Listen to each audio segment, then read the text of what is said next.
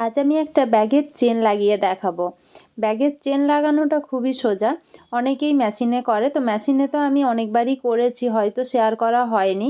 কিন্তু হাতে আমাকে অনেকেই যে বলেছিল যে তুমি কিভাবে হাতে লাগাও সেটা কিন্তু একটু শেয়ার করো, কারণ সব সময় মেশিন সবারই বাড়িতে অ্যাভেলেবেল থাকে না বা পাওয়া যায় না।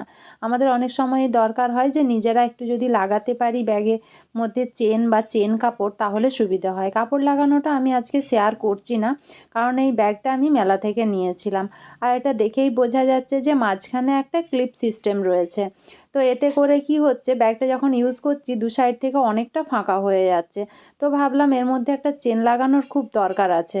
তাই ভাবলাম যে চেনটা যখন লাগাবো তখন তোমাদের সাথে একবার শেয়ার করি, তাহলে তোমাদের হয়তো কারো হেল্প হতেও পারে।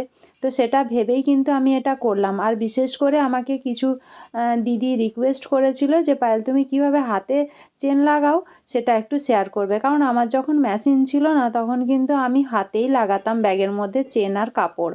তো সেটা ভাবলাম একটু শেয়ার করে দিই, তাদের অনেকটা হেল্প হয়ে যাবে। তারা আমাকে অনেকবার বলেছে কিন্তু আমি তাদের রিকোয়েস্টটা রাখতে পারিনি, কারণ সেভাবে আমার লাগানো হয় না বলেই কিন্তু আমি শেয়ার করতেও পারিনি তাদের সাথে।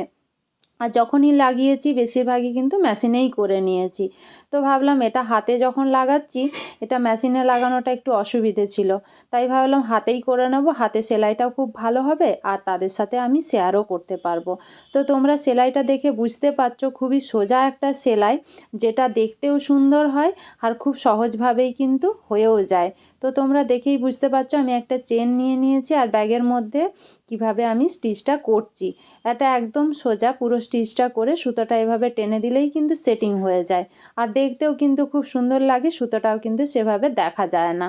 তো এইভাবেই আমি পুরো এই ব্যাগটার মধ্যে চেনটা লাগিয়ে নেব।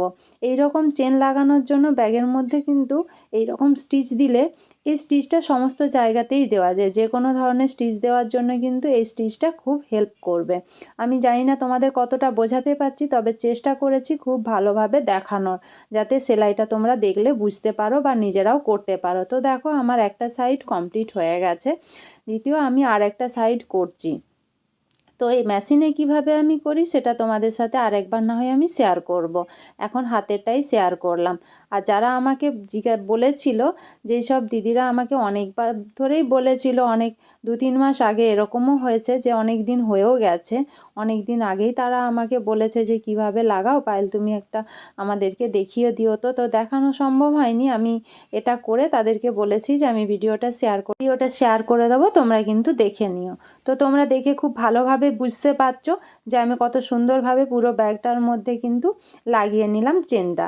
তো চেনটা লাগানো কমপ্লিট হয়ে গেছে। তো দেখো কত স্মুথলি কিন্তু চেনটা মানে খোলা যাচ্ছে আর লাগানো যাচ্ছে। এই যে মাঝখানে ক্লিপটা ছিল একটু অসুবিধে হতো, আর চেনটা এইভাবে লাগিয়ে নিলে কিন্তু অনেকটা সিকিওরও হয়ে যায়। এরকম অনেক ব্যাগই থাকে যেগুলোর মধ্যে চেন থাকে না।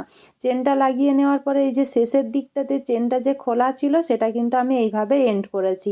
সেম কালারের কাপড় না থাকার কারণে আমি এরকম করেছি। তোমাদের যদি ভিডিওটা হেল্পফুল মনে হয়ে থাকে তাহলে প্লিজ চ্যানেলটি লাইক কমেন্ট শেয়ার সাবস্ক্রাইব করে এগিয়ে যেতে হেল্প করো।